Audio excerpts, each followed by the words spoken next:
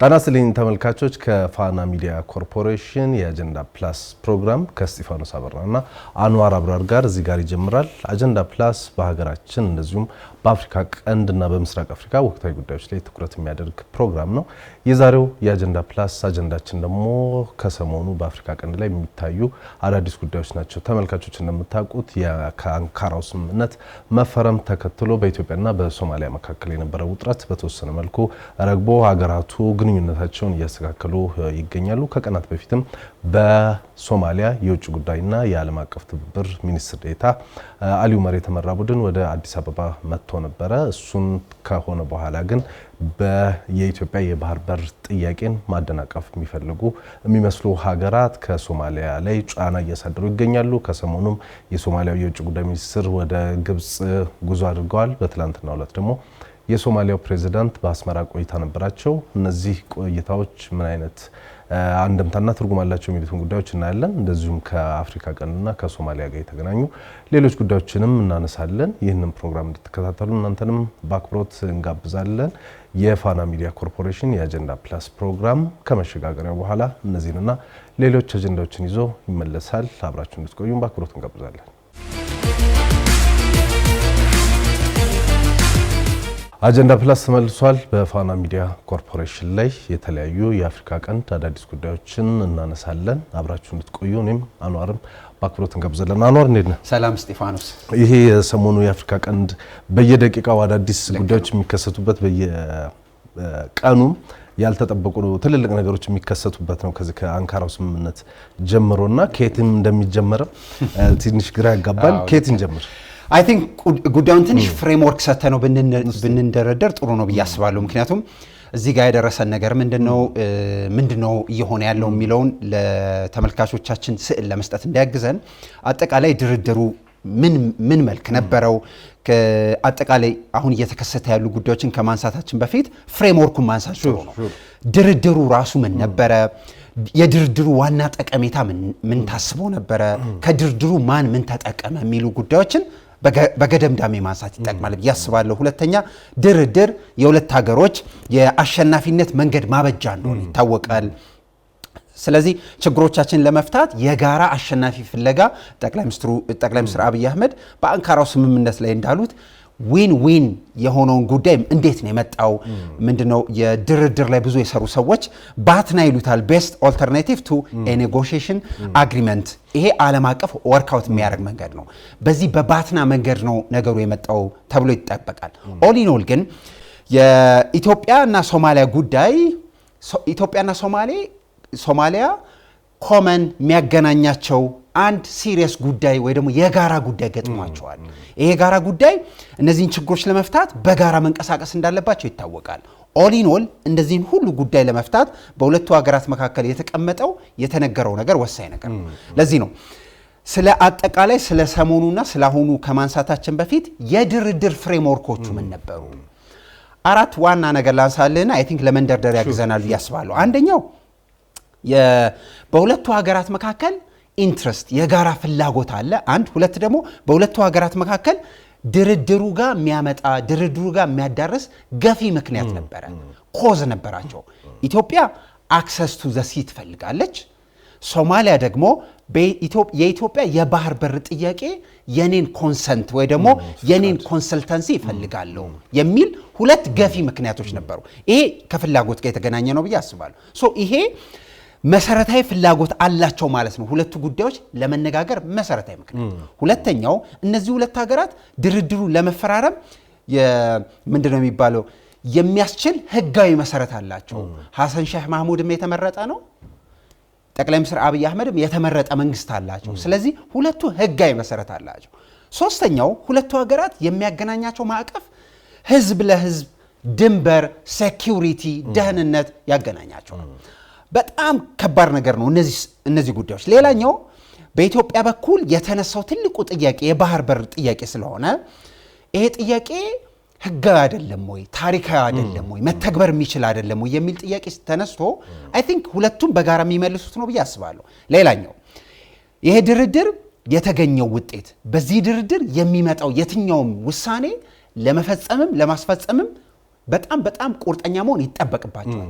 የመጨረሻው አሁንም ዛሬም እናነሳው ሂሬን ዜድ እየተንቀሳቀሰ ያለ ነው የመጨረሻው የድርድር ፍሬምወርክ ብዬ ማስበው ግንኙነት ወይ ደግሞ ኮሚዩኒኬሽን ነው።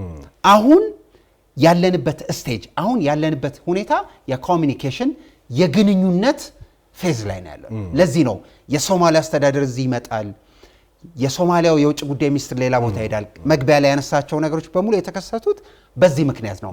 አሁን ያለነው የአንካራው ስምምነት እነዚህ ሁሉ ፍሬምወርኮች ይዞ ጥሩ ውጤት ያመጣል ተብሎ የታመነለት ጉዳይ ስለሆነ ብዙ እንቅስቃሴ ብናይ ብዙ አንገረምም። ከዛ ይልቅ ግን አሁን ያለንበት ስቴጅ የኮሚኒኬሽን እና የግንኙነት ምዕራፍ ላይ ያለ ነው። በጣም ጥሩ ነጥቦችን ነው ያነሳው። እኔ እንዴት አንካራ እስከምንደርስበት ያለው ነገር መታየት ያለበት ይመስለኛል። ይሄን ነገር በደንብ ለመረዳት እንደምናውቀው ኢትዮጵያ ለዘመናት ቀይ ባህርን ተጎራብታ የኖረች ሀገር ነች። የተፈጥሮ ወሰኗም እንደነበረ ቀይ ባህር እንደነበረ ይታወቃል። ግን በጠላቶቿ ሴራ በተለያየ ጊዜ እንደምናውቀው እንደዚሁ ማስተዋሉን በነሳቸው ዛሬን ማየት በተሳናቸው የትውልድን የተሻገረ ራዕይ ባልነበራቸውና ከተወሰነ ጠባብ የቡድናዊ አስተሳሰብ በዘለለ ኢትዮጵያ አገር የሚል ራዕይ ባልነበራቸው የትላንት መሪዎች የተሳሳተ ውሳኔ ኢትዮጵያ ከቀይ ባህር ተገፍታ ወጣች ይታወቃል። የባህር በር ያለው ኢኮኖሚያዊ በፖለቲካዊና ዓለም አቀፍ ተጽዕኖ የመፍጠር አቅም እንደ ተራ ነገርም ተወስዶ የግመል ማጠጫ ነው እንደዚህ ነው ተብሎ ሲንቋሸሽ የነበረበት ጊዜም እናስታውሳለን። በዚህም የተነሳ አጋጣሚዎችም ነበሩ ኢትዮጵያ የባህር በር ጥያቄ ማንሳት የምትችልባቸው የተለያዩ አጋጣሚዎች ሲፈጠሩም እነዛን አጋጣሚዎች ተጠቅሞ የኢትዮጵያን የባህር በር ጥያቄ ለማንሳት ከመሞከር ይልቅ ሲንቋሸሹ ሲዘለሉ የነበረበትንም ዘመን እናስታውሳለንና የባህር በር ጥያቄ ማንሳት ከኢትዮጵያ ወደ ቀይ ባህር መመለስ አለባት የሚለውን ጥያቄ ማንሳትም የሚያስወቅስ የሚያስከስስ የሚያሳስርም በህይወትም ጭምር ዋጋ የከፈሉ ሰዎችም እንደነበሩ ይታወሳል። ይሄ ነገር ተነውሮ ቆይቷል። ጥያቄውን ማንሳትም እንደ ነውር የተቆጠረበትም ዘመን ነበረ። የኢትዮጵያ ከመሪዎቹ ሳይሆኑ የኢትዮጵያ ሕዝብ ግን ኢትዮጵያ ከባህር በር በመራቋ ብዙ ዋጋ ከፍሏል። አርሶ አደሩ፣ ከተሜው፣ ሁሉም ልንለው በምንችለው ሁኔታ በኢኮኖሚ በአለንጋ ሲገረፍ እንደነበረ ይታወቃል።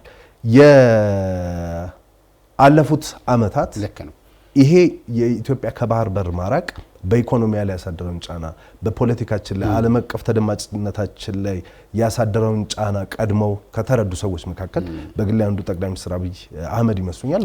ምክንያቱም ወደ ስልጣን በመጡ ማግስት ነው የቅድሚያ ሲያነሱ ከነበሯቸው ጥያቄዎች መካከል አንደኛው ኢትዮጵያ የባህር በር ማግኘት አለባት የሚል ጉዳይ ነው። የባህር በር ማቋቋም አለብን የሚለውን ጉዳይ ቀድሞ ሲያቀነቅኑ ከነበሩ ሰዎች መካከል አንዱ ናቸው።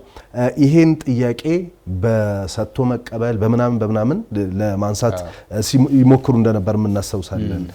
ኢትዮጵያ በተፈጥሮ ታጥራ ወይ ደግሞ ጂኦግራፊክ ፕሪዝን ውስጥ ሆና ልትቀጥል እንደማትችል መተንፈሻ እንደሚያስፈልጋት ይህንን መተንፈሻ ደግሞ በወንድማማችነት በጉርብትና በትብብር በሰጥቶ መቀበል ዓለም አቀፍ ሕጎችን ባከበረ መልኩ የወቅታዊን ደግሞ የቀይ ባህርን ስጋት ታሳቢ ባደረገ መልኩ በአካባቢው የሚገኙ ሀገራት የኢትዮጵያን ጥያቄ ሰላማዊና ዲፕሎማሲያዊ በሆነ መንገዱ እንዲቀበሉ ጥያቄ ያቀረቡ በወቅቱ ይህን ምላሽ የሰጠ ሀገር አልነበረም። ምን ሲደረግ ሲሉ የነበሩ አገሮች እንደነበሩ እናስታውሳለን። እሱን ተከትሎ ነው እንግዲህ ኢትዮጵያ ከሶማሌላንድ ጋር የባህር በር ስምምነት የተፈራረመችው ማለት ነው። ያን የባህር በር ስምምነት ስትፈራረም በሶማሊያ በኩል ሲኬድ የነበረው ነገር ታስታውሳለህ። አንዴ አረብ ሊግ አንዴ ኢጋድ ምናምን ሲኬድ ነበረ። ከዛ በኋላ በግብጽም በኤርትራም በኩል ተመሳሳይ አይነት አካሄዶች ሲካሄዱ ነበር። ከወራት በፊት ደግሞ የአስመራ ላይ አንድ ማህበር ተመስርቷል በኤርትራ በሶማሊያና በግብጽ በኩል። አሁን የአንካራው ስምምነት ቅድም የጠቀስካቸውን የኢትዮጵያና የሶማሊያን ግንኙነት ኖርማላይዝ ከማድረግ በተሻገረ አፍሪካ ቀንድ ላይ የተደቀነውን ስጋት አክሽፏል።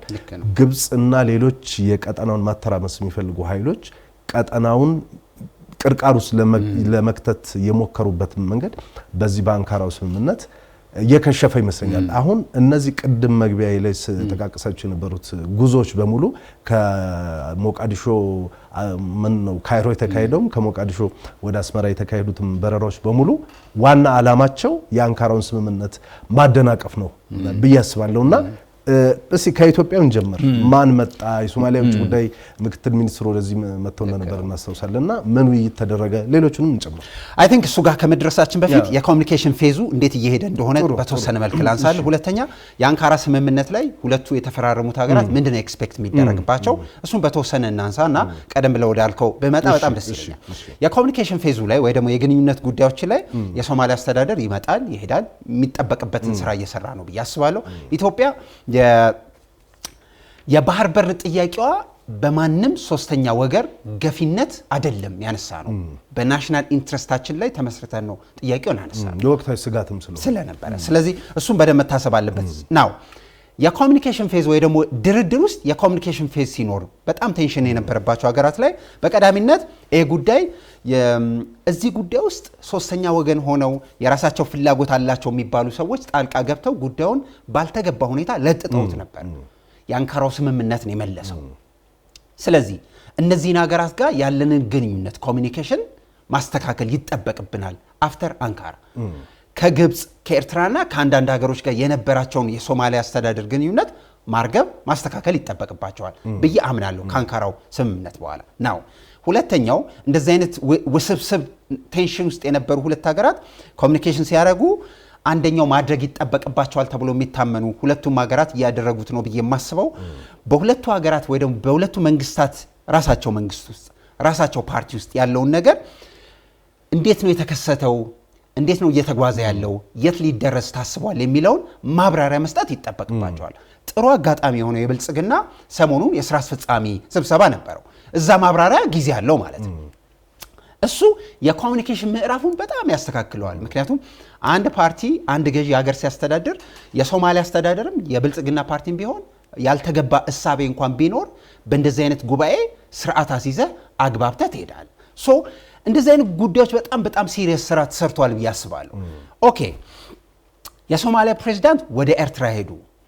የውጭ ጉዳይ ሚኒስትሩ ግብጽ ሄዱ። የውጭ ጉዳይና የመረጃ ደህንነት ተቋም ልኡኩ ኢትዮጵያ መጡ። እነዚህ ሁሉ ጉዳዮች በአንካራው ስምምነት አይን ሲታዩ አይ ቲንክ ሶስት ነገር ማሟላት አለባቸው ብዬ አስባለሁ። አንደኛው በድርድር ውስጥ መሰረታዊ ዓላማ የሚባለው የድርድሩን ውጤት በቁርጠኝነት መስራትና መተግበር ነው። ድርድር ሁልጊዜ እንደዛ ነው። በድርድር ማዕቀፍ ውስጥ አንድ ነገር ከተስማማህ በኋላ ውጤቱን ሂደቱንም ዲፋይን የምታደርገው አንተ ነው። ሶ ይህንን ውጤታማ የማድረግ ስራ ቁርጠኝነት የሚታየው ሂሬን ዜር የነካቸውን ቦታ መልሰህ ስታከማቸው ነው ተብሎ ይታመናል። ሁለተኛው የሶማሊያ ድርድሩ ወይ ደግሞ በድርድሩ ውጤት ላይ በድርድሩ አካሄድ ላይ ተስማምታ የመጣቻቸው ሲሪየስ ሀሳቦች አሉ። ሶ እነሱን የማክበር እነሱን የማስከበር ኃላፊነት አለባት። ድርድር ውስጥ ሶማሊያ ሰጥታለች፣ ተቀብላለች። ናው ድርድሩ ውጤቱንም ሂደቱንም ፈርማ ስለመጣች እሱን ለማስተግበር ሲሪየስሊ መንቀሳቀስ አለባት ተብሎ ይታመናል። እዚህ ሁሉ ነገሮች ውስጥ ኢትዮጵያ የትም አትሄድም፣ የትም አልሄደችም፣ የትምም አሁን አትሄድም። የምታደርገው ኢንተርናሽናል ነገሩን ማሳየት ነው። እሱን በደንብ አፕሊፍት ማድረግ አለብን። ግን አሁን በሶማሊያ በኩል የሚታዩ አንዳንድ ግራ የሚያጋቡ ነገሮችን እያስተዋልን ያለን ይመስለኛል። ለምሳሌ ወደ ሶማሊያ ወደ ካይሮ የተጓዙት የውጭ ጉዳይና ዓለም አቀፍ ትብብር ሚኒስትሩ አህመድ ሙአሊም ፊቂ ከአሽራቅ ከተባለ የአረብኛ የመካከለኛው ምስራቅ ላይ ከሚታተም ጋዜጣ ጋር ቃለ ምልልስ አድርገው ለኢትዮጵያ ቀይ ባህር በር አክሰስ ሰጥተናል ካሉ ከሰዓታት በኋላ ደግሞ አይ እንደዛ አላልኩም ብለው ደግሞ ትዊት አድርገዋል። ኮምፕሊኬትድ ነው። አንካራ ዲክላሬሽን ወይ ደግሞ የአንካራ ስምምነት ቤዚካሊ የመጣው ከሶማሊላንድ ከተፈራረመ በኋላ የተፈጠረ ቀደም ብለ የጠቀስከው ማህበር እንዳለ ሆኖ ኦል ኢን ኦል በጣም የሚያሳስበኝ በሶማሊያ አስተዳደር የውጭ ጉዳይ ፖሊሲ መንገድ ልክ የሶማሊላንድን ስምምነት ሚስ አንደርስታንድ አድርገው ስለነበረ ይህንን ሚስ አንደርስታንድ እንዳደረጉ ያሳስባል። አንደኛ። ሁለተኛ ይኸውልህ ፊቂ እዚህ ሲመጡ ሶስተኛ ወገን እንዳይገባ ስራ እንሰራለን ይላሉ የውጭ የሶማሊያ አስተዳደር። ግብጽ ሲሄዱ ስትራቴጂካሊ ከግብጽ ጋር ተስማምተናል ይላሉ። በተመሳሳይ ወደ ሀገራቸው ሲሄዱ ለኢትዮጵያ ፖርት ሰጥተናል ይላሉ። ከ5 ደቂቃ በኋላ ፖርት አልሰጠንም ይላሉ። ይሄ ሁሉ ኮንፊውዥን የመጣው አይ ቲንክ የውጭ ጉዳይ ፖሊሲያቸው ግራ ይገባል። ግን የሆነ ለሁለት ጌታ መገዛት የሚቻል ያለ አይመስለኝም። ዴፊኒትሊ ግብጽና ኢትዮጵያ የተለያየ ፍላጎት ስላላቸው ማለት ነው። አሁን የአንካራው ስምምነት በቱርክ አመቻችነት በፕሬዝዳንት ኤርዶጋን አመቻችነት የተደረገ ስምምነት እንደሆነ ይታወቃል። ስለዚህ የአንካራውን ስምምነት ደግሞ ዓለም ደግፎታል። የተባበሩት መንግስታት፣ አሜሪካ፣ የአፍሪካ ህብረት፣ አውሮፓ ኤቭሪባዲ ደግፎታል። ስለዚህ ከአንካራው ስምምነት ስትጋጭ የምትጋጨው መጀመሪያ ከቱርክ ጋር ነው። ቱርኮች ደግሞ ይሄ ስምምነት ምን ያክል ዋጋ እንዳለው ተጽዕኖ ፈጣሪነታቸውን የሚያሳይ ነው። በአፍሪካ ኤርዶጋን ወጣቶችን ሰብስበው ምን ያክል ተጽዕኖ እየፈጠሩ እንደሆነ ገልጸዋልና አሁን ኢትዮጵያ ምንም ባላለችበት በኋላ ምን መጣበታል ሌላ እዚህ አንድ ጁባላንድ ውስጥ የተፈጠረውን ግጭት ከኢትዮጵያ ጋር ለማገናኘት የተሞከረው ነገር አለ። ወደ ግብጽ የተደረገውን ጉዞ ነጠላ አድርገን ብናየው ጥሩ መሰለኝ። እንዳልከው የውጭ ጉዳይና የዓለም አቀፍ ትብብር ሚኒስትሩ ወደ ግብጽ አቅንተው ነበረ። ከውጭ ጉዳይ ሚኒስትሩ ባድር አብዱላቲ ጋር ውይይት አድርገዋል። በዛም የግብጽ መንግስት በጣም በሚገርም ሁኔታ ጠንካራ አቋም የያዘ ይመስላል። አንደኛውና በጣም ኢትዮጵያውያን ሊገርመንና ሊቆጨን ይገባል ብዬ የማስበው ኢትዮጵያ በፍጹም የባህር በር ማግኘት የለባትም የሚል ቃል በቃል ነው የግብጽ የውጭ ጉዳይ ሚኒስትር የተናገሩት ማለት ነው። እንግዲህ ከነሱ አይደለም የምታገኘው ከሌላ አሁን ሶማሊያም ለኢትዮጵያ የቀይ ባህር አክሰስ የምትሰጥ ከሆነ የግብጽን ብሔራዊ ጥቅም ትጎዳለች የሚል አይነት ንግግር። ይሄ ማለት ኢትዮጵያ የባህር በር ያጣንበትን መንገድ ተመልሰን እንድናጤነው የሚያደርግ ይመስለኛል። አንደኛው ሁለተኛው ከዚህ ሰላም ማስከበር ተልኮ ጋር በተገናኘ ነው። እንደምናውቀው ከ5 እስከ 6 ቀን በኋላ ነው ሰላም ማስከበር ተልኮ የሚጠናቀቀው። እሱ ሲጠናቀቅ ግብጽ በወታደር ብቻ ሳይሆን መሳተፍ የምትፈልገው ገንዘብም ጭምር መደገፍ ትፈልጋለች። በቃ እኛ እዚህ ነገር ውስጥ መግባት አለብን፣ ከሶማሊያ ጋር ያለንን የሚሊታሪም የጸጥታ ምናምን ግንኙነት በሙሉ ማጠናከር እንፈልጋለን የሚል አቋም ሰጥተዋል። ትላንት ደግሞ የመከላከያ ሚኒስትሩ የግብጽ አየር ኃይል ዝግጁነትን ሲጎበኙ ነበረ። በነገራችን ላይ ግብጽ ውስጥ ከፍተኛ የህዝባዊ አመጽ ስጋት ከባለፉት ወራት ጀምሮ እንደነበረ እናስታውሳለንና አሁን ከትላንት ወዲያ በጂዛንና ከምንድነው ማልሃል የሚባል ከተማ ላይ ብዙ ሰዎች አልሲሲን ተቃውሞ ወጥተው አፈሳ ተደርጎ ከ2000 በላይ ሰዎች ታስረዋል። አሁን ደግሞ ከፊታችን ጃንዋሪ 25 ይመጣል። ጃንዋሪ 25 ደግሞ እንደምናውቀው የታሪር አደባባይ ላይ 2011 ወጣቶች ወጥተው መንግስት የገለበጡበት አመት ነውና አሁን ስጋት ስላለባቸው የቀይ ባህርን የኢትዮጵያን የባህር በር ጥያቄ የአልሲሲ መንግስት ግብጽ ውስጥ እንደ አንድ ሁሉ ጊዜ እናሳውሳለን የሆነ ነገር ኢንስትሩመንት ይሆናል። የአባይን ውሃ የፖለቲካ መጫወቻ ያደርጉታል። አሁን ደግሞ ቀይ ባህርን መጫወቻ እያደረጉት ያሉ ይመስላልና ግብጾች ገፍተው እየመጡ ይመስላል የአንካራውን ስምምነት ለማደናቀፍ ልለ በጣም ከባድ ይመስለኛል። ሶማሊያ የአንካራውን ዲክላሬሽን ወይ ደግሞ ስምምነት ትጥሳለች ብዬ አላምን። ከጣሰች በጣም ከባድ ቅርቃር ውስጥ ነው የምትገባው። ሁለት ጥስ ግን ሊገፏት ይችላል።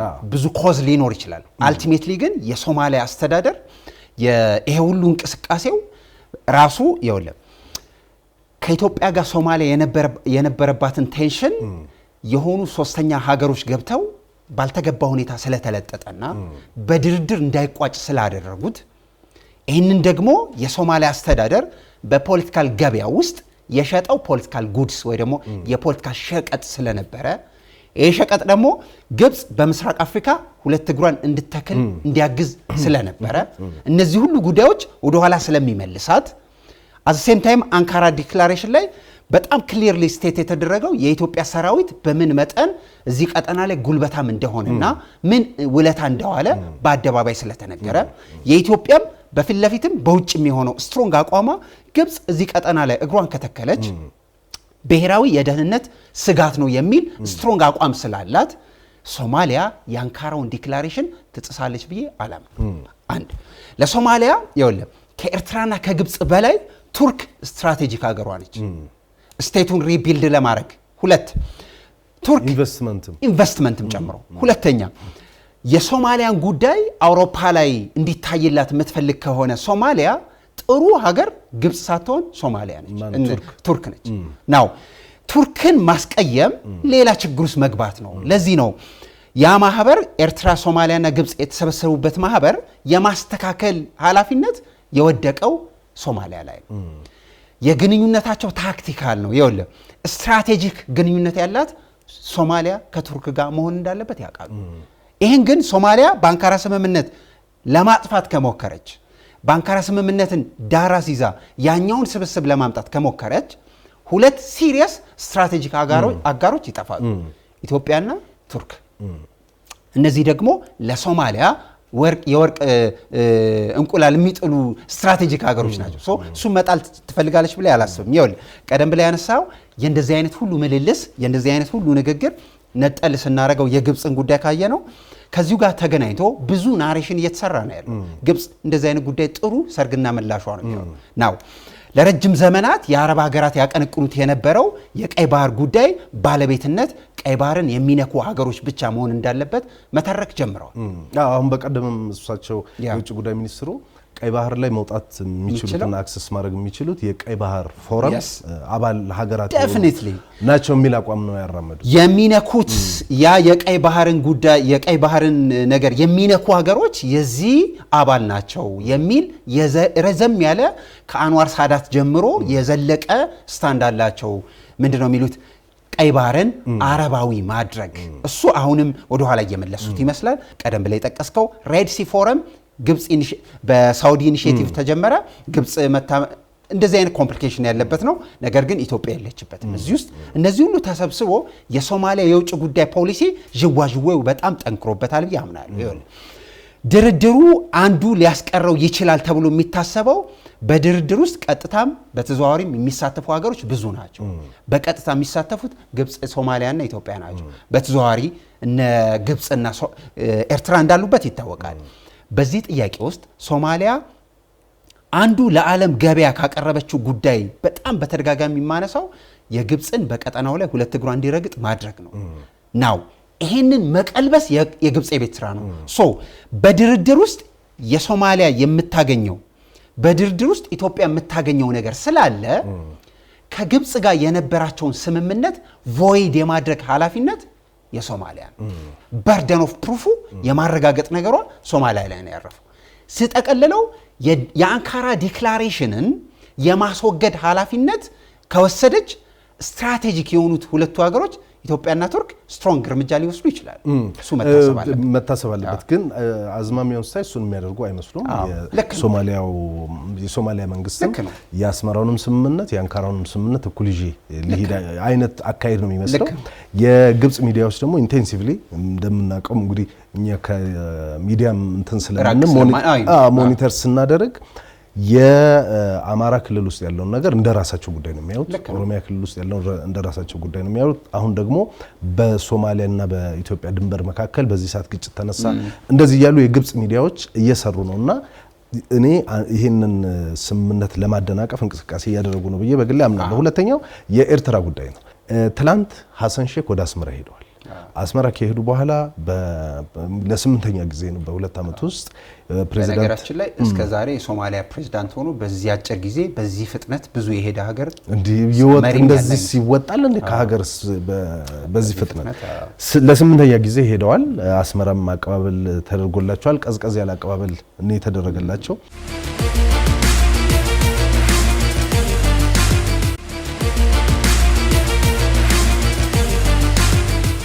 አንድ ደግሞ ቅድም ስንመለከት በሶማሊያን ጋርዲያን ላይ የወጣ ጽሁፍና በኤርትራ የውጭ ጉዳይ ሚኒስቴር የሶማሊያ ጉዳዮች አማካሪ የሆኑ አቡበከር ኢድሪስ የተባሉ ሰው ኤርትራ ከሶማሊያ ጋር ያላትን ግንኙነት ሪኮንሲደር ልታደርግና ምክንያቱም ብስጭቱ ስለገባች ከኢትዮጵያ ጋር እንደ አይነት ስምምነት መፈረሟ ለኤርትራ የብሔራዊ ደህንነት አደጋ ነው የሚል ነገር አንስተዋል ቀደም የተመሳሳይ ድምጽ ሰምተናል የግብጽ ውጭ ጉዳይ ሚኒስትር ኢትዮጵያ ወደ ቀይ ባህር መምጣት የለባትም ወደ ቀይ ባህር ከመጣች የግብጽ ብሔራዊ ደህንነት ስጋት ነው የሚሆነው ብለዋል አሁንም በኤርትራ ውጭ ጉዳይ ሚኒስቴር የሶማሊያ ጉዳዮች አማካሪ አቡበከር ኢድሪስ ለቢቢሲ ሶማሊኛን ጠቅሶ ነው ሶማሊያን ጋርዲያን የዘገበው። ከኢትዮጵያ ጋር እንዲህ አይነት ስምምነት መፈራረም አልነበረበትም የሐሰን ሼክ መንግስት። ይሄን ማድረጉ ኢትዮጵያ ወደ ቀይ ባህር እንድትወጣ ያደርጋታል። ኢትዮጵያ ወደ ቀይ ባህር ከወጣች ደግሞ ለኤርትራ ግልጽ ብሔራዊ አደጋ ስለሆነ ከሶማሊያ ጋር ጭምር ያለን ግንኙነት ሪኮንሲደር እናደርጋለን ምናምን። እንግዲህ አምባሳደር ማባረር ምናምን ያ ሁሉ ማህበሩም ሊፈርስ ነው ማለት ነው የኤርትራውና በዚህ ደረጃ የኢትዮጵያ ወደ ቀይ ባህር መምጣት ለምን ኤርትራውያንን እንደሚያስጨንቃቸው ሊገባኝ አይችልም። እዚህም ላይ ጨምርበት ሌሎች ጉዳዮችን ምናንሳ በጣም በርካታ ጉዳዮች ይነሳሉ እንዳልከው ብዙ የስፔሲፊካሊ ከሶማሌላንድ ጋር ኤምኦዩ ከተፈራረምን በኋላ ጸረ ኢትዮጵያ የሆኑ ማህበራት እየበዙ ነበረ። ጸረ ኢትዮጵያ የሆኑ በጣም ብዙ ኤሊቶች እየበዙ እንደነበረ እናስታውሳለን። የአንካራው ዲክላሬሽን ደግሞ ሲመጣ ነገሩ ሁሉ እየተቀየረ እየመጣ እንደሆነ እያየ ነው ናው ሐሰን ሼህ ማህሙድ የመሰረቱትን ማህበር የማፍረስ ወይ ደግሞ ስርዓት የማስያዝ ኃላፊነት ተሰጥቷቸዋል በአንካራው ስምምነት ብያምናለሁ። ምክንያቱም የአንካራ ስምምነት ስትራቴጂክ ስለሆነ እሱን የመስራት ኃላፊነት አለባቸው። ሁለተኛ ሐሰን ሼህ ማህሙድ በበላይነት ግብጽና ኤርትራ ጋር ያላቸው ግንኙነት ጠንካራ ስለነበረ እሱን የማለዘብ ስራ ነው ዲክቴት የማድረግ የቤት ስራ እንዳለባቸው ይታወቃል። ሶስተኛ ሁልጊዜም ድርድር ውስጥ የሚነገር የማይነገሩ ጉዳዮች ይኖራሉ። የማይነገሩ ጉዳዮች ብዙ ነገር ሊበዙ ስለሚችሉ የሚነገሩ አደባባይ የምናያቸው የግብጽና የሶማሊያ የውጭ ጉዳይ ሚኒስትር ያደረጓቸው ምልልሶች መግለጫዎች ሲታይ የሆነ ያልተረጋጋ የሆነ ዴስቲኒው የማይታወቅ ማህበር እንዳለ እያየ ነው ናው የአንካራ ዲክላሬሽን የግብጽ የሶማሊያና የኤርትራን ማህበር በአንካራ ዲክላሬሽን የፈረሰው ብዬ አስባለሁ። እሱን የማረጋገጥ የቤት ስራ አለብን። እነዚህን ሁሉ ስናነሳ የኤርትራ ጉዳይ ማንሳታችን አይቀርም ነው። የኤርትራን ጉዳይ ስናነሳ አይ ቲንክ አንዳንዱን ነገር ትንሽ ጠንከራ አድርጎ ማንሳት ይጠቅማል ብዬ አስባለሁ። ወደ ኋላም ወደፊትም እያለን ይኸውልህ የኤርትራ ጉዳይ ብዙ ሜስ አለን ያልቋጨ ነው ያላስተካከል ነው። ብንነጋገር ጥሩ ነው ብዬ ማምነው ቢሆን አሪፍ ነው ብዬ የምገምተው የአሰብ ወደብ እንዴት ነው ያጣ ነው።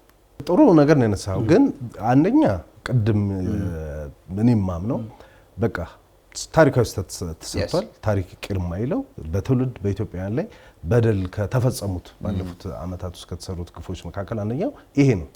ኢትዮጵያውያን ምናምን የኢትዮጵያን ብሔራዊ ጥቅም ባላስጠበቀ መልኩ ወደብን የሚያክል ነገር ባህርን የሚያክል ነገር ግመል መጠጫ እየተባለ እየተንቋሸሸ ተናንሶ ተሰጥቷል። ከዛ በኋላ ደግሞ የተለያዩ አጋጣሚዎችን ተፈጥሮ ነበር። ጠይቁም የሚባልባቸው ሁኔታዎች ነበሩ። አሁን መጻፍቶችን በምናነብበት ጊዜ እሱን ማድረግም አልተፈለገም። አሁን ጠቅላይ ሚኒስትር አብይ ወደ ስልጣን ከመጡ በኋላ ያን እዛ እንትን ውስጥ አይደለም መገባት የተፈለገው። ህዝብ ታሪክ የምንጋራ ሰዎች ስለሆነን ይሄ አካባቢ አንድ ነው መሆን ያለበት። ስለዚህ ከዚህ ከጭቅጭቅ ያለፈ አብሮ መነሳትን አብሮ ማደግን ታሳቢ ባደረገ መልኩ እኛ ያለንን እየሰጠን እናንተ ያላችሁን እየወሰድን አብረን የምናድግበት ሁኔታ ይፈጠር ሲባል ለዛ የተሰጠው ምላሽ የምናውቀው ነው። አርፎ መቀመጥም ደግሞ አንድ ነገር ነው። አሁን ደግሞ ኢትዮጵያ ከሌላ ጋር ከሶማሌላንድም ጋር ስታደርግ እንደዚሁ ያይዙ ሊቀቁኝ ነው። አሁን ደግሞ ተመሳሳይ ነገር ነው እየተከናወነ ያለውና እኔ የቱ ጋር ነው መቆም ያለበት የሚለው ነገር አንደኛ ያሳስበኛል። ሁለተኛ ነገር ደግሞ ከዚህ ጋር ያለውን ስትራቴጂ ኢትዮጵያ ግልጽ የሆነ አቋም መያዝ አለባት ብዬ አስባለሁ። ሁሉ ይውል ዓለም የድርድር ውጤት ነች። በንግግር የሚመጣ ነገር ነው። የትኛውም ጉዳይ ለሚቋጨው በንግግርና በድርድር እንደሆነ በተደጋጋሚ ይነሳል ነው። ዓለምም እንደዛ ኦርደር እያደረገ ነው የሚኖረው። የወደብና ከወደብ ጋር የተገናኘ ጉዳይ ሁለት አካላት ላይ ነው በጣም ትልቅ ፕሬሸር ፈጥሮ ወደ ማዕከል ይመጣል ተብሎ የሚታመነው። አንደኛው ኢንተርናሽናል ስምምነት አለ። ለምሳሌ ኢማኑኤል ማክሮን ሲመጡ የሆነ አይነት ማህበረን ወክለው እንኳን ባይሆን ሀገርም ወክለው ባይሆን ተጽዕኖ ያሳድራሉ ተብሎ ይታመናሉ። ኢንተርናሽናል ጥያቄ ስለሆነ የፖርት ጥያቄ በአጋጣሚ ባሰፋፈር ሁሉም ሀገራት ወደብ የማግኘት ነገራቸው ጠባብ ነው የሚሆነው። ይሄ እንዴት ነው የሚዳኘው? በፍትሃዊ መንገድ ዓለም ወደብ የሚገኝበትን መንገድ ህግ፣ ስርዓት፣ ዓለም አቀፍ አሰራር አስቀምጠዋል። አንዳንድ ሀገራት ይህንን አሰራር ተጠቅመው ወደብ ያገኛሉ። አንዳንድ ሀገራት አይጠይቁም። አንዳንድ ሀገራት ጠይቀው ክርክር ሊገጥማቸው ይችላል። ዋቴቨር ኢት ኢዝ ግን የዓለም አቀፍ የወደብ ማግኛ መንገድን መቼ ነው ንግግር የሚጀመረው? እሱ በጣም መሰረታዊ ነው ያምናል። ሁለተኛ ኢንተርናሽናል ፕሬሸር መፍጠር የወደብ ማግኛ ቀጠናን ማረጋጊያ አንደኛው መንገድ ነው ተብሎ ይታመናል። ዓለም አቀፍ ትልልቅ ሀገሮችና ሀያላን ሀገራት ደግሞ አንድ ቀጠናና አንድ ሀገር ጋር የሚመጡት በሁለት ምክንያት ነው። አንደኛ የተደራጀ ስርዓት ያለው ማነጋገር የሚችል ማህበር ሲኖር ነው። ሁለተኛ ሀገሩ ለድርድር ሲመች ነው። ካልሆነ ለንግግር የምትመችበት ቀዳዳ አይኖርም። ሁለተኛው አፍሪካ ቀጠና ወይ ደግሞ ስፔሲፊካሊ ምስራቅ አፍሪካ ለየት የሚለው ሶስተኛ ሀገሮች እንደፈለጉ የሚሆኑበት ቀጠና እንደሆነ ይታወቃል። ሶስተኛ ሀገሮችን ቀድሞ ማግኘት የኢትዮጵያ ትልቁ ስትራቴጂ ሆኗል። ሀገራቱ ከራሳቸው ከወጡ ቆይተዋል። የሶማሊያ አስተዳደር ሐሰን ሼህ መሐሙድ ብዙ ልመና፣ ብዙ ጥያቄ፣ ብዙ ውትወታ ተደርጎለት ነበር። ነገር ግን ነገሩ ወይ ደግሞ ውይይቱ በድርድርና በንግግር እንዳይቋጭ የሚያደርጉ ሶስተኛ ሀገሮች ነበሩ። እነሱም ሀገሮች ለኢትዮጵያ የብሔራዊ የደህንነት ስጋት እንደሆኑ ይታወቅ ነበር። ይሄ ሁሉ ሆኖ ግን ሁሉን ነገር አረገ ነው። የኢትዮጵያ መንግስት ግን እንደሱ አይደለም ያደረገው፣ አላግባብ አይደለም ያደረገው። ሶስተኛ ወገን ኢንተርናሽናል ፕሬሸር ለመፍጠር ነው የሞከረው። ዜን ወደ ቴብሉ ሲመጣ ድርድራችን ቀጠለ። የኤርትራም ጉዳይ አይ ቲንክ በእንደዚህ አይነት ሜካኒዝም ካልሄድን በጣም አስቸጋሪ ነው። ሂስቶሪካሊ ቀደም ብዬ እንዳልኩት በታሪክም አይ ቲንክ በህጋዊ መንገድ አይደለም ሐሳብን የሰጠ ነው የተቀበል ነው። ሶ እንደሱ ስላልሆነ ህግን እንዴት ነው አማራጭ ማናረገው ነው የኔ ጥያቄ። እሱ እንግዲህ ብዙ የህግ ባለሙያዎች በስፋት ሊነጋገሩበት ይችላሉ። ምናልባት እንዲህ ባለሙያዎች የሆኑትንም እኛም ጋብዘን ማነጋገር እንችላለን። ግን እሱ እኔ ብዙ የተሞከሩ ነገሮች እንዳሉም ይገባኛል። ኤኒዌይ ግን አንድ ኢትዮጵያ አሁን አቺቭ አደረገች ብዬ የማስበው ነገር ይህንን መነሳት ተከልክሎ የነበረውን ጥያቄ ቴብል ላይ አመጣች። ያንን አጀንዳ ዓለም ተቀበለው። የቱርክ መንግስት በቀደም ኤርዶጋን ቅድም አንተም ስታነሳ እንደነበረው ኢትዮጵያ የባህር በር ማግኘት አለባት፣ ምክንያቱም በዚህ ሁኔታ ውስጥ ልትቀጥል አትችልም ተብሎ የተነሳውን የኢትዮጵያን እውነት ማየት ተቻለ። ከዛ በኋላ የአንካራው ስምምነት መጣ። የአንካራው ስምምነት በግልጽ ኢትዮጵያ የባህር በር አክሰስ ማግኘት አለባት የሚለው ነገር እየሰጠ ነው። እሱን ኬት ነው የምታገኘው የሚለው ነገር ደግሞ ሲመጣ አሁን ለምሳሌ የሶማሊያው የውጭ ጉዳይ ሚኒስትር ኢትዮጵያ ከቀይ ባህር ወደብ ብቻ ሳይሆን ትሬድ ሩት እንድትወስድ እንፈቅዳለን ብለዋል። ሶማሊያ ደግሞ የቀይ ባህር ላይ አክሰስ እንደሌላት ይታወቃል በራሷ። ምክንያቱም የቀይ ባህርን አክሰስ የምታደርገው ሶማሌላንድ ስለሆነች ማለት ነው።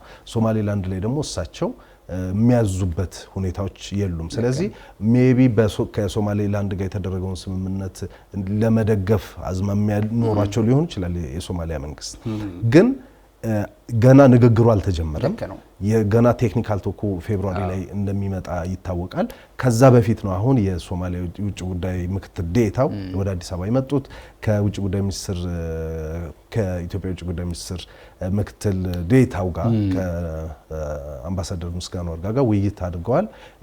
ስለዚህ ኖርማላይዝ ለማድረግ አምባሳደር ሬድዋን ሁሴንና የሶማሊያ የብሔራዊ ደህንነት መረጃ ሚኒስትር አብዱላሂ መሐመድ አሊም እንደዚህ ውይይት አድርገዋል። አብሮ ለመስራት መረጃ ልውውጥ ለማድረግ ምናምን እንደዚህ እየተነጋገሩ እንደሆነ አስቀምጠዋል። ይሄ ባለበት የቴክኒካል ቶኩ ንግግር እንዳይጀመር ይመስለኛል አሁን በግብጽ በኩልም በኤርትራ በኩልም የሶማሊያ መንግስት ላይ ፑሽ እየተደረገ ያለው። አሁን ይሄ ወር ሲያልቅ ከ5 እስከ 6 ቀን በኋላ ነው የዲሴምበር የሚመጣው። ዲሴምበር ሲያልቅ ሁለት ነገሮች አብረው በአንድ ቀን ይመጣሉ። አንደኛው የአትሚስ ተልዕኮ ይጠናቀቃል። ሁለተኛው የሶማሌላንድና የኢትዮጵያ የባህር በር ስምምነት አንደኛ ዓመት ይሞላል። ሶስተኛው ደግሞ በፌብሩዋሪ ላይ የቴክኒካል ንግግሩ ይጀመራል። አሁን የሚደረጉት ጉዞዎች በግብጽ ሚዲያም በኤርትራም በተለያዩ ዩቲዩብ እና ምናምን ለሚሰሩ አካላት ሐሰን ሼክን ማውገዝ፣ የአንካራውን ስምምነት ማውገዝ፣ የአንካራው ስምምነት መሬት እንዳይረግጥ ስትራቴጂ ያለ ይመስላልና እሱን ለማድረግ ደግሞ ጥቃቅን ግጭቶችን ከኢትዮጵያ ጋር ማገናኘት። አሁን በቀደም ዶሎስ የተፈጠረው ግጭት የጁባላንድ መንግስት በግልጽ አንስቶታል። ጁባላንድና የሶማሊያ መንግስት ግጭት ውስጥ እንደገቡ ይታወቃል። ጦርነት ውስጥ እንደገቡ ይታወቃል። ከዚህ በፊት ራስ ኮምቦኒ ላይ ውጊያ ተደርጎ ከ300 የሚሆኑ በጣም የሰለጠኑ የሶማሊያ ፌዴራል መንግስት ወታደሮችን ማርከው ወደ ኬንያ እንዳባረሩ ይታወቃል። በቀደምም ኃላፊነቱን የጁባላንድ መንግስት የፌዴራል መንግስቱ ወሮኝ እነሱን ወታደሮቹን ከጥቅም ውጭ ያደረኩ የሚል መግለጫ እየሰጠ ባለበት ሰዓት የግብጽ ሚዲያዎችም ሌሎች መገናኛ ብዙሃንም ኢንክሉዲንግ የሶማሊያ መንግስትም ኢትዮጵያን ነው ተጠያቂ ማድረግ የፈለገው። የኢትዮጵያ ውጭ ጉዳይ ሚኒስትር ደግሞ በመግለጫው እንደምታስታውሰው ያለው ምንድነው ይሄ በሁለቱ ሀገራት መካከል የመጣውን ሰላም ማደናቀፍና ጣልቃ መግባት የፈለጉ ሶስተኛ ኃይሎች ያደረጉት ተግባር ነው ዶሎ ላይ የተፈጸመው የሚል ነገር አንስተዋልና ሩጫ ያለ ይመስለኛል ልልህ ነው የአንካራውን ስምምነት ለማደናቀፍ የአንካራው ስምምነት ለማደናቀፍ ብዙ ሩጫ ወይ ደግሞ ብዙ ንግግር ሊመጣ እንደሚችል ኤክስፔክት ይደረጋል ብዬ አስባለሁ። ምክንያቱም ሐሰን ሼህ መሐሙድ እንደዚህ ይሄንን የአንካራ ስምምነት እንዲደናቀፍ ያግዛሉ ብዬ ስለማላምን የድርድሩ ተርም ኤንድ ኮንዲሽንስ ማየት ይጠበቅብን ማንበብ ይጠበቅብን ካልሆነ በስተቀር አንደኛ የግብጽ ጦር በአፍሪካ አሁን በሚዋቀር የጦር ስብስብ ውስጥ የግብጽ ጦር ይገባል ተብሎ አይታመንም። ምክንያቱም ሲሪየስ ጠንካራ አቋም የተሰጠባቸው ጉዳዮች ናቸው ብዬ አምናለሁ። እነሱ ግን ተፈቅዷል እንገባለን ነው ሊሉ ይችላሉ። እነሱ አሉ ማለት ነገሩ ሆነ ማለት አይደለም። ይሄ ድርድር ነው። ሁለተኛ ግብጽም ኤርትራም በእንደዚህ አይነት ስምምነት ውስጥ ከስምምነቱ በፊት ከሶማሊያ ጋር ረጅም ርቀት የቆየ ወይ ደግሞ 7 ጊዜ ምልልስ የነበረበት ጠንካራ ግንኙነት ነበራቸው፣ ስምምነትም ነበራቸው።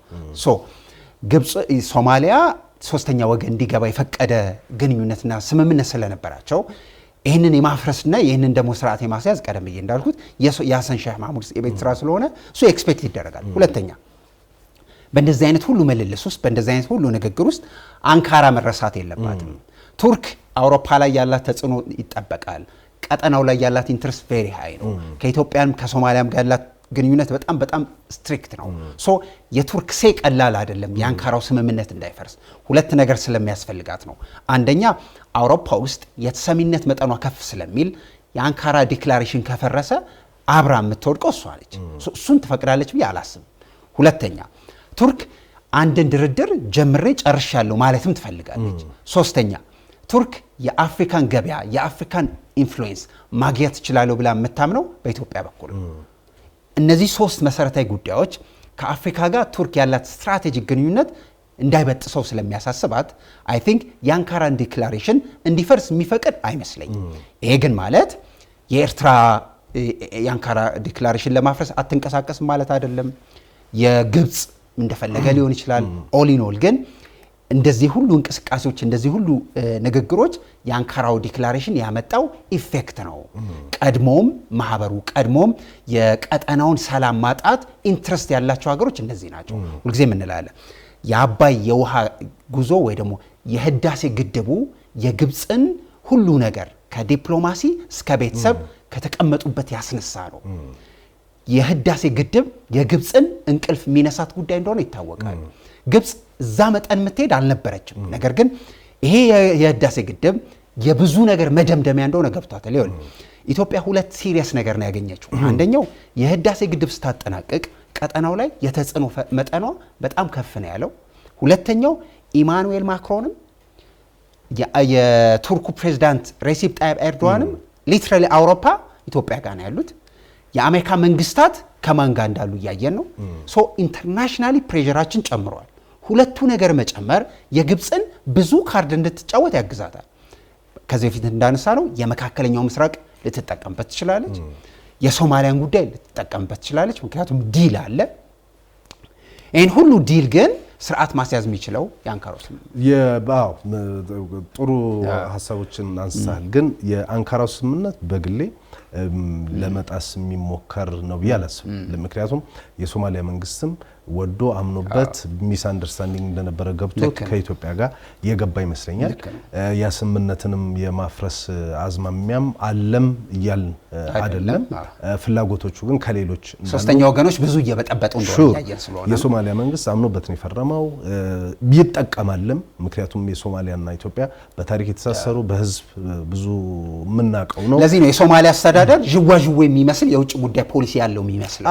እንደገና ደግሞ የተፈጠረው ፕሬሸር ነው ብዬ ፕሬሸር ነው። አሁን እሳቸው ካይሮ ሲሄዱ ሌላ ነገር ይላሉ፣ ሞቃዲሾ ሲመለሱ ሌላ ነገር ይላሉ። ሐሰን ሼክ አስመራ ሲሄዱ ሌላ ነገር ይላሉ፣ ሞቃዲሾ ሲመለሱ ሌላ ነገር ይላሉና እሱ የጫናው ውጤት ይመስለኛል። ሁለተኛ በየሀገሩ የዛኔ ከኢትዮጵያ ጋር በነበረን ግንኙነት በጣም ነገሩ በጣም ቴንሽን በነበረ ጊዜ የሄዱባቸው ሀገሮች በሙሉ የገቡት ቃል አለ። መጠቀሚያ ለማድረግም ሲሞክሩ እንደነበር ይታወቃል። እሱ እንዳለ ሆኖ የአንካራው ስምምነት ኢትዮጵያንም የሚጠቅም ነው፣ ሶማሊያንም የሚጠቅም ነው። ኢትዮጵያ ለሶማሊያ ብዙ ዋጋ የከፈለች ሀገር ነች። ሶማሊያም ደግሞ ከኢትዮጵያ ጋር በመስራት ከኢትዮጵያ ጋር በመተባበር ትጠቀማለች። የኢትዮጵያ ወደ ቀይ ባህር መውጣት ማንንም የሚጎዳ አይደለም። እንደውም ለቀጠናው ትልቅ አስተዋጽኦ የሚያደርግ ነው። ለቀይ ባህርም ደህንነት ትልቅ አስተዋጽኦ የሚያደርግ እንደሆነ ይታወቃል። ነገር ግን የኢትዮጵያ ወደ ቀይ ባህር መውጣት በሁለቱ ውሃዎቿ ላይ ያላት ተጽዕኖ እየጨመረ ከሄደ የሚል ስጋት ውስጥ የሚከታቸው ሀገራት ኢትዮጵያን ከዚህ ጉዞ ለማደናቀፍ የተለያዩ ስትራቴጂዎችን ይጠቀማሉ። አሁን ደግሞ ቪዚብል በሆነ መልኩ የሚመስለው የአንካራውን ስምምነት ለማደናቀፍ እንቅስቃሴ የጀመሩ ይመስላል። በአንካራው ስምምነት ግብጽ ደስተኛ እንዳልሆነች የሶማሊያ መገናኛ ብዙሃን እየዘገቡ ነው። የኤርትራም ፕሬዚዳንት ወይ ደግሞ የኤርትራ መንግስት በዚህ ደስተኛ እንዳልሆነ እየተመለከትን ነው። ከሶማሊያ ጋር ያለንን ግንኙነትም ሪኮንሲደር እናደርጋለን የሚል ነገር እያመጡ ነው። ግብጽ በቃ በጣም በርትታ በሚቀጥለው ተልእኮ ውስጥ የሰላም ማስከበር ከሳምንት በኋላ እገባለሁ፣ የአፍሪካ የሰላምና ጸጥታ ምክር ቤት ፍቃድ ሰጥቶኛል፣ ስለዚህ በገንዘብም ወታደርም አመጣለሁ የሚል ነገር እያመጣች ነው። ቀናት ነው የቀሩት ተልእኮ ሊጠናቀቅ። አሁን ደግሞ ሰሞኑን እንደምታውቀው የአትሚስ ተልእኮ ምንድነው? በዋናነት የሶማሊያን ማረጋጋት ነው። ቀጥሎ የሚመጣው ደግሞ ሰፖርትና ስታቢላይዜሽን ነው። ሰፖርትና ስታቢላይዜሽን ደግሞ የሶማሊያን መከላከያ ሰራዊት አጠናክሮ ከ3 ዓመትና ከ4 ዓመት በኋላ መውጣት ነው። አሁን የሶማሊያ መከላከያ ሰራዊት ቁመና የዛኔም አሚሶም ሲቋቋም አንደኛው ሚሽኑ የነበረው እሱ ነው። አሁን ከ3 ዓመት በኋላ የሰላም ማስከበር ተልእኮ የሚባለው ሙሉ ለሙሉ ያልቃል። ለምን? የሶማሊያ መከላከያ ሰራዊት ራሱን ችሎ ይቆማል ተብሎ ስለሚታሰብ ማለት ነው። በቀደም ግን ከጁባላንድ ጋር ሲደረግ ውጊያ 30 ደቂቃ ባልሞላ ጊዜ ውስጥ ነው መከላከያ ሰራዊቱ ብትንትኑ የወጣውና ይሄ ነው ወይ ሰላም ሊያስከብር የሚችለው? ግብጽስ ብትገባ ኢትዮጵያ የሌለችበት እንደው አሁን ኖርማላይዜሽኑ መምጣቱን ትተ ኢትዮጵያ የሌለችባት ሶማሊያ እንኳን እንደዚህ ዲስኢንተግሬት ሆነ ጁባላንድ፣ ፑንትላንድ አሁን ትላንት ገንዘብ ሁሉ ስለማሳተም ማሰብ አለብን የሚል ነገር እየመጣ ነውና ኢትዮጵያ ከሌለች ሶማሊያ ትኖራለች ወይ? ከዚህ በኋላ በጣም ከባድ የሚሆነው እሱ ነው። ቀጠናው ላይ ለዘመናት የቆየ ነው። ለዘመናት ሶማሊያን ጨምሮ ለማረጋጋት የቻል ነው እኛ ነን። ሶማሊያ በብዙ ትርምስ ውስጥ ሆና የኢትዮጵያ ጦር ነው ገብቶ ስርዓት ካሰዘ በኋላ አሚሶም እንዲቋቋም ፍቃድ ጠይቆ አሚሶም ተቋቁሞ ህግ ተበጅቶ አጠቃላይ የአሚሶም አንደኛው ግብ የነበረው የሶማሊያን ሴኩሪቲ ደህንነት ጥበቃ እና ሁሉ ነገር አበጃጅቶ ለመውጣት ነበረ። እሱ አልተሳካም። በተለያየ ምክንያቶች አስተዳደር ሲቀየር የሚመጡ ስትራቴጂዎች ሌላ ነበሩ። ከፎርማጆ የነበረውን ስትራቴጂና ይዞት የሄደው የነበረውን ነገር በሙሉ አንድ በአንድ ሐሰን ሼህ ማህሙድ ሲያፈርሱት የሶማሊያን የደህንነት ጥያቄ ትልቅ ቅርቃር ውስጥ እንደከተ ይታወቃል። እነዚህ ሁሉ ተጨማምረው ሐሰን ሼህ ማህሙድ ደግሞ በፍጹም ሆኖ የማያውቀው በፍጹም ይከሰታል ተብሎ የማይታመነው የግብጽን ጦር ወይ ደግሞ ግብጽን መዛ ሁለት እግሯን ቀጠናው ላይ እንድትተክል ፈቀደች። ይሄ ሁሉ ትርምስ አይ ቲንክ ቀጠናውን ወዳልተፈለገ ፕሬሸር ውስጥ ከተተው ነው። በዚህ ሁሉ ነገር ውስጥ ሁለት ነገር ላንሳለ ለማጠቃለል ሰዓት ያለን አልመሰለኝም እና አይ ቲንክ የሁለት ነገር ቬሪ ሲሪየስ ነው። አንደኛው ዓለም አቀፍ ፕሬሸርና ዓለም አቀፍ እውቅና ያገኘው አክሰስ ቱ ዘ ሲ የሚባለው ጉዳይ አሁን መሬት እየረገጠ ነው ብዬ አምናለሁ። ምክንያቱም የሶማሊያ አስተዳደር ዥዋዥዌን ቢጫወት ሂሬን ዜር ሄዶ ቃል የገባውን ነገር ቮይድ ለማድረግ ቢንቀሳቀስ የኢንተርናሽናል ፕሬሸሩ ግን ከፍ እያለ እንደሆነ ማሳያ ነው። የአንካራው ዲክላሬሽን እንዲፈጸም ሶማሊያም ስራ እየሰራች እንደሆነ እያስተዋል ነው። ሶስተኛ ወገን ሊገባ ይችላል ብዙ ኢንትረስት እንዳለው ቀደም እንዳለው ይሄ የኢትዮጵያ አክሰስ ቱ ዘ ሲ የሚባለው ነገር ማረጋገጫ መንገድ ነው። ሁለተኛው ግብጽ እዚህ ቀጠና ላይ የመምጣት እጣዋ በሩ በጣም የተዘጋ ነው። ምክንያቱም እዚህ ቀጠና ላይ አደራዳሪ ሆናም እዚህ ቀጠና ላይ የአንካራው ስምምነትም ሁለት እግሩን እንዲረግጥ የምታደርገው ቱርክ ነች። ይሄ በጣም ሲሪየሱ ጉዳይ ነው። ሶስተኛው የሶማሊያ አስተዳደር ፖለቲካ ሸቀጥ የነበረው ቀደም ብዬ የጠቀስኳቸው ነገሮች ብዙ ስለነበሩ የግብጽ መልሶ መዋቀር ውስጥ የግብጽ ወታደር ይገባል ከተባለ ፕራዮርሊ የኢትዮጵያ ብሔራዊ ደህንነት ስጋት በግልጽ እየመጣ እንደሆነ ይታወቃል። ይሄን ደግሞ ኢትዮጵያ ትቀበላለች ብዬ በፍጹም አላም። የትኛውም የሰላም ማስከበር ተልእኮ ውስጥ ደግሞ እንደዚህ ለአንተ ስጋት የሚሆን አገር ወደ አንተ እንዳይመጣ ማድረግ ማለት ግብጽና ሶማሊያ የፈለጉትን ሉዓላዊ ሀገሮች እንደመሆናቸው መጠን ንግግር፣ ድርድር ማድረግ ይችላሉ። የግብጽን ወታደርም ማስገባት ይችላሉ እስከ ሁለቱ ሀገራት እስከ ተስማሙ ድረስ።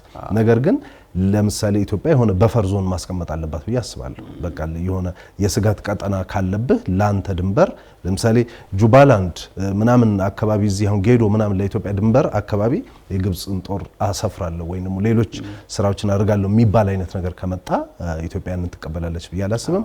100 ኪሎ ሜትር ይሁን 50 ኪሎ ሜትር ይሁን 200 ኪሎ ሜትር ይሁን አላቅም የሆነ በፈር ዞን ግን ኢትዮጵያ ልታስቀምጥ የምትችልበት ሁኔታዎች አሉ። እሱም የሚሆነው እንግዲህ ገና ለገና የግብፅ ወታደር ከመጣ ነው። እንዳልከው እነሱ እንመጣለን እያሉ ነው። ተልኮ ሊጠናቀቅ ቀናት ቢቀሩትም ስለ አወጣጡ ስለምናምን የተነገረ ነገር የለም። አሁን ባለው ሁኔታ ግን ኢትዮጵያና ሶማሊያ ግንኙነታቸውን ኖርማላይዝ ስላደረጉ የኢትዮጵያ ወታደር አሁን ባለበት ሁኔታ ላይ የመቀጠል ገና እኮ የኮሙኒኬሽን ፌዝ የመጀመሪያው ምዕራፍ ላይ ነው ያለነው። አዎ አይ የአትሚስን ነው ማለት የመቀጠል ጉዳዩ የተረጋገጠ ይመስላል። የአሚሶም ጉዳይ አልቆ ያኛው ሲመጣ አይ ቲንክ አንካራ ላይ ሐሰንም ጠቅላይ ሚኒስትር አብይ አህመድም ሲነጋገሩ አንኳር ጉዳይ ሁለት ነው አይደል ያለው። አንደኛው እውቅና የተሰጠው የሰራዊቱ ጉዳይ ነው። የሰራዊቱ ጉዳይ እውቅና ተሰጠው ማለት ዘሆል ማለት ነው። የሴኩሪቲ ጉዳይ ነው እየተነሳው ማለት ነው። ዘሆል እኛ ዲቴል ስለማናገኝ እንጂ ዘሆል ፓኬጁ እንደዛ ነው። ሶ የኢትዮጵያ የመቀጠል እድሉ በጣም ሰፊ ነው። እዛ ክርክር ላይ በእርግጠኝነት የብሔራዊ ደህንነት ስጋት የሆነውን የግብፅ ጦር እንዲመጣ እኛ እንፈቅዳለን ብለን ስለማናምን ግብፅ ግን የትኛውም አይነት ፕሮፓጋንዳ የትኛውም አይነት መግለጫ ልታወጣ ትችላል። ይሄ ግን አክሰፕተብል አይደለም። አዎ የፕሮፓጋንዳቸው ደግሞ በጣም የሚገርመው በጣም ወዳጅ ሲያደንቁት ሲያንቆለጳጳሱት በነበረው የሶማሊያ መንግስት ስም ላይ ጭምር አሁን ፕሮፓጋንዳ እየነዙ ነው። የሁሴን አይዲድ ልጅ ማን ነው የፋራ አይዲድ ልጅ እንደምናውቀው ሁሴን አይዲድ የሚባሉ ከአሜሪካን ሀገር ቀስቅሰው አምጥተው የሶማሊያን ማህበራዊ ሚዲያ እሳቸው እየተቆጣጠሩት ነው። የሐሰን ሼክን ያወግዛሉ፣ ከኢትዮጵያ ጋር ተስማማ እያሉ እንደዚህ አይነት ነገሮች ያደርጋሉና እኛም ሀገር ውስጥ ደግሞ ኢትዮጵያ እዚህ ቦታ እንደዚህ ተደረገ እዛ ቦታ እንደዚህ ተደረገ እያሉ የግብፅ ሚዲያዎች ሰፊ ፕሮፓጋንዳ ስራዎችን እየሰሩ ነው። ስለዚህ የአንካራውን ስምምነት ለማደናቀፍ በግሌ ይሄዳሉ የማስበው ቅድም እንዳልከው በዲፕሎማሲ የሶማሊያ መንግስት ላይ ጫና አድርጎ ከዚህ ነገር እንዲወጣ ለማድረግ ከመሞከር በተጨማሪ የፕሮፓጋንዳ ዘመቻ የሚከፍታል። ዴፊኒትሊ የአንካራው ስምምነት ላይ አንድ ተስማምተን የመጣ ነው።